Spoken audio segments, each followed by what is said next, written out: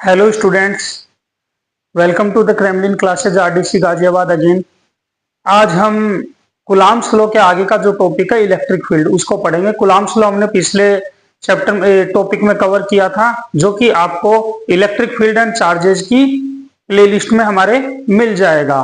तो आप जाके जो है सिलसिलेवार मतलब टॉपिक वाइज चैप्टर पढ़ सकते हैं। पहला चैप्टर जो है हमने उसमें इलेक्ट्रिक चार्जेस के बारे में बताया, दूसरा कूलम्ब्स लॉ के बारे में बताया। अब हम जो आज ये थर्ड चैप्टर है ये आज हम पढ़ेंगे, तो आपको ये सब प्लेलिस्ट में लिंक मिल जाएंगे। आप क्रेमलिन क्लासेज के अंदर प्लेलिस्ट सेक्शन में जाएंगे तो आपको वहां पर सारे वीडियोस अवेलेबल रहेंगे। तो अब हम इसको शुरू करते हैं, इलेक्ट्रिक फील्ड को।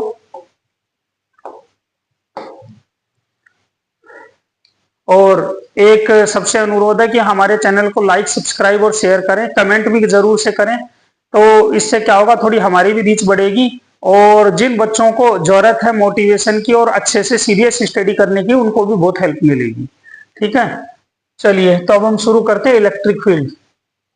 इलेक्ट्रिक फील्ड क्या होता है, देखो पहले हम एक इसको एग्जांपल से समझते हैं। मान लो आप कहीं पर जाते हैं और किसी आदमी का पता पूछ रहे होते हैं कि ये आदमी जो है इसका नाम एक्स है, ये कहाँ रह रहा है। तो अगर मान लो बहुत बड़ा सा आदमी हुआ वहां का, उस एरिया का, तो आपको लोग दूर से ही बता देंगे, उससे घर से 2 किलोमीटर, 5 किलोमीटर, 10 किलोमीटर दूर से ही, कि ये आदमी यहाँ पे रहता है। तो इसका मतलब उसका प्रभाव कहाँ हुआ, उसका प्रभाव बहुत दूर तक है। वहीं कोई छोटा आदमी हुआ बहुत, ठीक है, जिसकी इतनी रिकॉग्निशन नहीं है मार्केट में, तो आप उसके घर तक भी जाएंगे तो हो सकता है पड़ोसी भी ना बता पाए आपको, है ना। तो वैसी सेम चीज यहाँ है कि इलेक्ट्रिक फील्ड क्या होती है कि एक चार्ज कितना बड़ा है, उसके अंदर कितनी पावर है, तो उस हिसाब से उसकी इलेक्ट्रिक फील्ड डिसाइड होती है। मान लीजिए जैसे एक चार्ज है यहाँ पर पड़ा हुआ है और इसकी यूनिट जो है मान लो 1 कूलम्ब है। अब हो सकता है जब आप यहाँ पर आ रहे हैं टेस्ट चार्ज के जैसे इसको ढूंढते हुए, तो यहाँ पर आने के बाद में आपको इसकी इलेक्ट्रिक फील्ड अनुभव हो, मतलब यहाँ पे आपको एक झटका लगेगा, करंट सा लगेगा, तो वहां से हमें पता लग जाएगा कि इसकी इलेक्ट्रिक फील्ड यहाँ पर अवेलेबल है। अब हम यहाँ से इसका प्रभाव क्षेत्र शुरू हो चुका है। ऐसे ही आप इधर से आएंगे तो यहाँ पे, यहाँ पे, यहाँ पे, तो देखेंगे तो एक पॉइंट चार्ज के अराउंड एक स्फीयर बन जाएगा, जिसमें सारे पॉइंट्स जो हैं सेम डिस्टेंस पे होंगे। तो एक पॉइंट चार्ज की जो इलेक्ट्रिक फील्ड होती है वो किसमें, स्फेरिकल शेप में होगी इलेक्ट्रिक फील्ड। और इंटेंसिटी जो है वो भी हम देखेंगे। तो पहले इसको डेफिनेशन से भी समझ लेते हैं। Region around the charge particle into which when another charge is brought it experiences electrostatic force, जो मैंने बताया। तो इसको और थोड़ा सा एग्जांपल से देख लेते हैं और थोड़ी इसकी वो हो जाएगी स्क्रूटनी। ये है प्लस क्यू चार्ज, हमें इसकी इलेक्ट्रिक फील्ड के बारे में पता लगाना है, तो हम यहां से एक टेस्ट चार्ज लेके आए Q0। अब मान लो ये दोनों r डिस्टेंस पर जो हैं, r डिस्टेंस पे क्या हुआ, इस Q0 को इसका इलेक्ट्रिक फोर्स महसूस हुआ, मतलब इट स्टार्टेड रिपेलिंग इट, क्योंकि ये भी पॉजिटिव चार्ज है, ये भी पॉजिटिव चार्ज है, तो Q इसको रिपेल करेगा। रिपेल करेगा तो हमें पता लग गया कि यहां से इसकी इलेक्ट्रिक फील्ड शुरू हो जाती है। तो ये एक इसके बारे में एक पिक्चरिस्टिक व्यू है। अब हम इसमें आगे बढ़ते हैं थोड़ा। अब हम इलेक्ट्रोस्टैटिक इंटरेक्शन जो है वो 2 स्टेप प्रोसेस है। इसको हम कैसे बताएंगे, charge creates electric field around them, ये हम बता चुके हैं। ये चार्ज जो होता है, जैसे प्लस क्यू चार्ज है, तो ये अपने अराउंड जो है इलेक्ट्रिक फील्ड जो है इससे इस तरह से एक रीजन बनाएगा इलेक्ट्रिक फील्ड की। ठीक है, क्यों बनाएगा, हमने शुरू में भी पढ़ा था, electric charge at rest produces electric field only. तो ये रेस्ट चार्ज पे रखा हुआ है चार्ज। अब हम देखते हैं intensity of electric field at a point is equal to the electrostatic force experienced by unit positive charge. तो देखो ये यूनिट पॉजिटिव चार्ज जो आप यहां पर ले आए Q0, इसका वैल्यू +1 है, ये डिस्टेंस आपकी r। तो जो इलेक्ट्रोस्टैटिक फोर्स होगा वो क्या होगा, Q0 अपॉन डिस्टेंस r²। अब Q0 का वैल्यू क्या दिया हमने, Q इंटू 1, तो KQ छोड़ देते हैं, तो ये आ गया फोर्स। अब इसी फोर्स को जो है क्या बोला गया है कि पॉइंट चार्ज के लिए, तो इसी को हम बोल देते हैं E, KQ upon r²।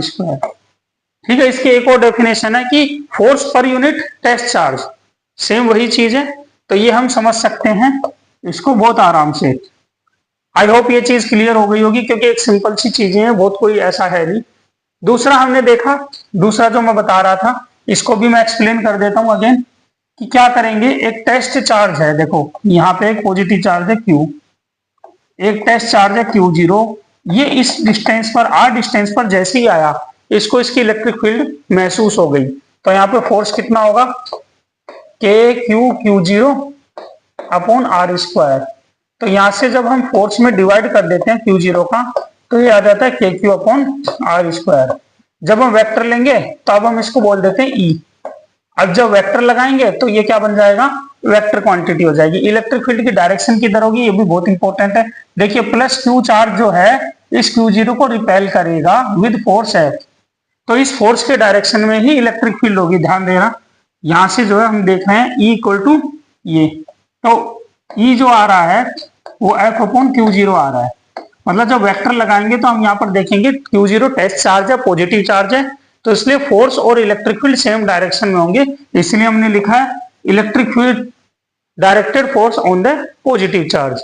I hope ये चीज क्लियर हो गई होगी। इसकी यूनिट भी जो है दिख रहा है, ये फोर्स न्यूटन में होता है, कूलाम में होता है, तो न्यूटन पर कूलाम इसकी यूनिट होगी। अब हम इसको आगे चलते हैं।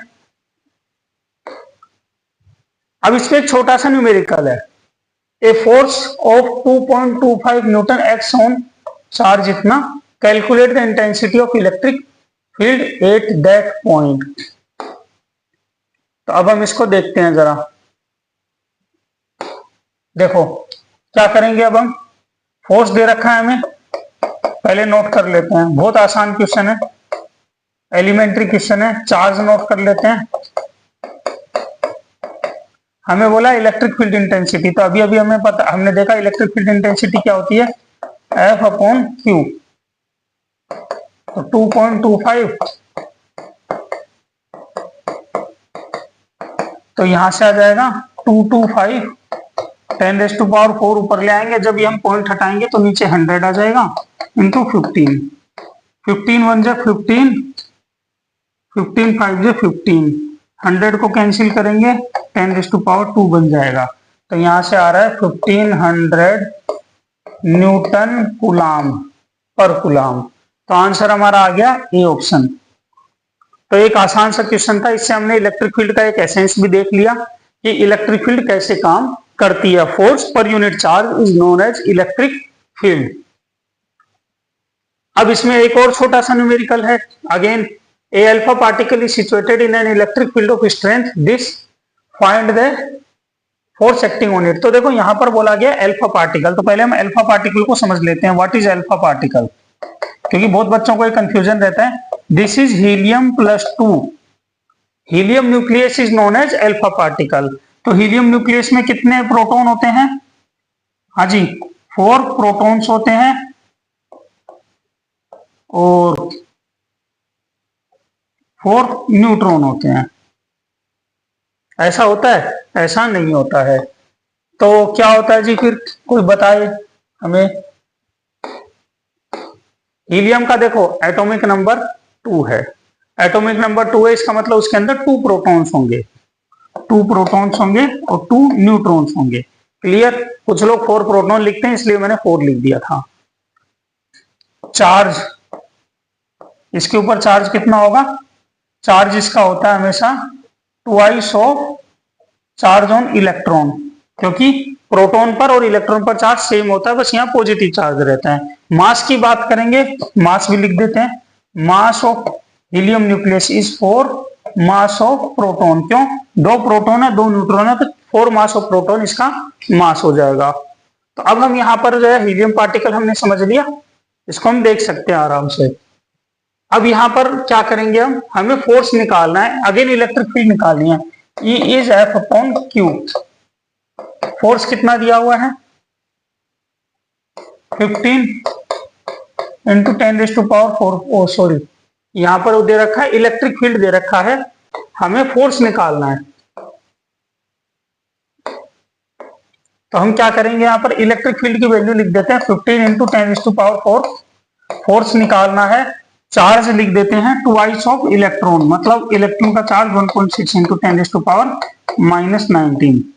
तो फोर्स कितना आ जाएगा 15 इंटू 10⁴ इंटू 2 इंटू 1.6 इंटू 10⁻⁻19। तो आई थिंक इसमें अब कुछ ज्यादा बचा नहीं है। इसको आप मल्टीप्लाई करेंगे तो क्या आ जाएगा जी, 15 टू जे 30, 30 को मल्टीप्लाई करेंगे तो ये आ जाएगा 48। ठीक है। सो इसके बाद जो है इंटू 10⁻⁻ तुम्हारा आ गया -15। अब हम इसमें देख लेते हैं ऑप्शंस में से कौन सा बैठ रहा है। ये 4.8 और 48 में दे रखे हैं। तो अगर मैं 48 करता हूं तो 15 आ रहा है, और अगर मैं इसमें क्या करता हूं 10 का डिवाइड कर देता हूं तो देखो क्या आ जाएगा 4.8 इंटू 10⁻⁻14 न्यूटन। तो आंसर आ गया हमारा बी ऑप्शन। ठीक है। तो ये बी ऑप्शन हमारा करेक्ट है। आसान से क्वेश्चंस हैं, इनको धीरे धीरे प्रैक्टिस करेंगे तो हमारा लेवल और बढ़ता जाएगा, फिर हम और अच्छे क्वेश्चंस भी प्रैक्टिस कर सकते हैं। Dimensions of electric field intensity ये भी समझ लेते हैं। तो अभी अभी हमने देखा what is electric field, force upon charge. Force की यूनिट क्या होती है, केजी मीटर। फोर्स होता है ना मास इनटू एक्सीलरेशन, तो केजी मीटर पर सेकंड स्क्वायर। चार्ज जो होता है वो होता है आईटी, मतलब एम्पियर सेकंड। तो यहां से देखेंगे तो केजी मीटर सेकंड की पावर -3 एम्पियर की पावर -1। तो ये आ जाएगा मास की पावर 1, लेंथ की पावर 1, टी की पावर -3, ए की पावर -1। तो ये इसका है। हम इसमें आंसर ऑप्शन देख सकते हैं आराम से, ये सी ऑप्शन आ रहा है। ठीक है। तो ये हमारा डायमेंशन फॉर्मूला भी इलेक्ट्रिक फील्ड का आ गया। ये बेसिक चीजें हैं इलेक्ट्रिक फील्ड के बारे में। अगेन हम इसको रिवाइज कर लेते हैं। इलेक्ट्रिक फील्ड निकालने का तरीका क्या है। सबसे पहला हम क्या करेंगे, एक small test positive charge Q0 एक गिवन पॉजिटिव चार्ज Q के या नेगेटिव चार्ज Q के नजदीक लाएंगे। उसके बाद में हम देखेंगे यहां पर हम फोर्स निकालेंगे। फोर्स कितना होगा, F = K Q0 upon R²। उसके बाद हम क्या करेंगे, Q0 का डिवाइड कर देंगे तो F upon Q0 that will become, अगर वेक्टर में लगाना है तो वेक्टर लगा देंगे, E vector = KQ upon R²। तो ये हमारा electric field of the charge Q हो जाएगा।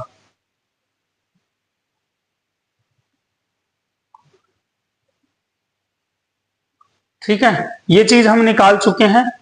इसको अब हम वापिस एक बार देख लेते हैं। Electric field intensity due to a point charge.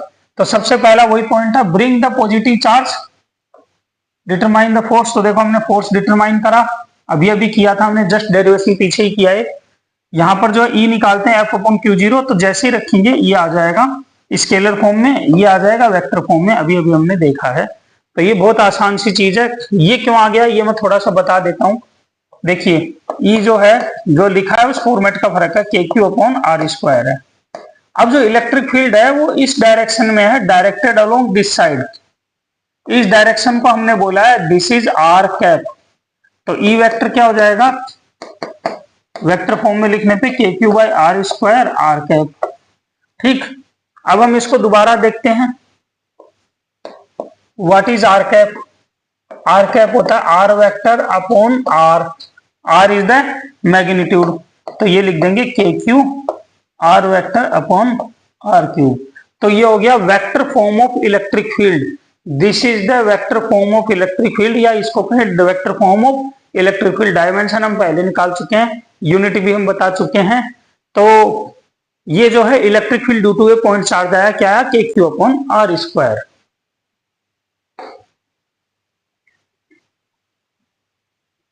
अब अगेन ये क्वेश्चन है छोटा सा, ये देखते हैं इलेक्ट्रिक फील्ड में।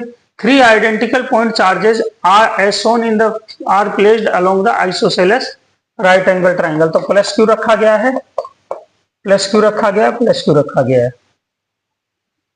Which of the numbered vector represent the electric field, कौन सा रिप्रेजेंट करेगा। तो देखो इस पॉइंट पे मुझे इलेक्ट्रिक फील्ड निकालनी है, तो मुझे पता है पॉजिटिव चार्ज से इलेक्ट्रिक फील्ड अवे जाती है। तो अगर अवे जाती है तो पहले इस चार्ज के कारण मैं देखूंगा तो किधर जाएगी, इस डायरेक्शन में इलेक्ट्रिक फील्ड E। क्योंकि डिस्टेंस की भी बात करें तो सेम सी ही रहेंगी। दूसरा, इस चार्ज के कारण इलेक्ट्रिक फील्ड होगी इधर, ई। तीसरा जो इस चार्ज के कारण इलेक्ट्रिक फील्ड होगी इस पॉइंट पे, वो इस डायरेक्शन में जाएगी, ई डैश। तो ये दोनों तो कैंसिल हो गई क्योंकि ये मिड पॉइंट पे था। जो फाइनल इलेक्ट्रिक फील्ड का डायरेक्शन बना ई डैश, दैट इज अलोंग 2। तो आंसर इज सेकंड। बहुत सिंपल क्वेश्चन था। ये हमारी इलेक्ट्रिक फील्ड के प्रॉपर्टीज भी देख लेते हैं। Electric field is a vector quantity, its direction is same along the force. ठीक है, अगर पॉजिटिव चार्ज है तो इलेक्ट्रिक फील्ड सेम डायरेक्शन में होगी फोर्स के, अगर नेगेटिव चार्ज है तो इलेक्ट्रिक फील्ड अपोजिट डायरेक्शन में होगी फोर्स के। ठीक है, ये जो मैंने अभी बोल दिया था, ये सेकंड पॉइंट ले लेते हैं।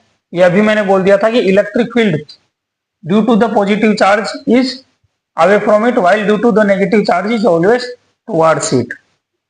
ठीक है, अब इसका मतलब अगर नेगेटिव चार्ज है मान लो ये, तो इलेक्ट्रिक फील्ड इसके इधर आएगी, इलेक्ट्रिक फील्ड इसके इस डायरेक्शन में होगी। और अगर पॉजिटिव चार्ज है तो कैसा होगा, ऐसा होगा इलेक्ट्रिक फील्ड का डायरेक्शन। तो नेगेटिव चार्ज में इलेक्ट्रिक फील्ड अंदर की तरफ आएगी, पॉजिटिव चार्ज में बाहर की तरफ आएगी। अब आता है इसके अगली प्रॉपर्टी पे चलते हैं। Force on A point charge is in the same direction of the electric field, ठीक, वाइल इट इज अपोजिट। ये मैं बता भी चुका हूं, दोबारा देख लेते हैं। फोर्स क्या होता है, क्यू ई। तो देखिए अगर पॉजिटिव होगा तो फोर्स वेक्टर आएगा ई वेक्टर। ये अगर मान लो पॉजिटिव है, मैं ले लेता हूं +2 कूलम, तो पॉजिटिव आ गया, ये केस 1 आ गया। तो इसका मतलब जिधर फोर्स इलेक्ट्रिक फील्ड है उधर ही फोर्स है। दूसरा अगर मैं ले लेता हूं एफ वेक्टर -2 ई वेक्टर, तो देखो जिस डायरेक्शन में इलेक्ट्रिक फील्ड है उसमें नेगेटिव साइन आ जाएगा, इसका मतलब यहां पर अपोजिट डायरेक्शंस हो जाएंगे। यही इस प्रॉपर्टी पे लिखा हुआ है।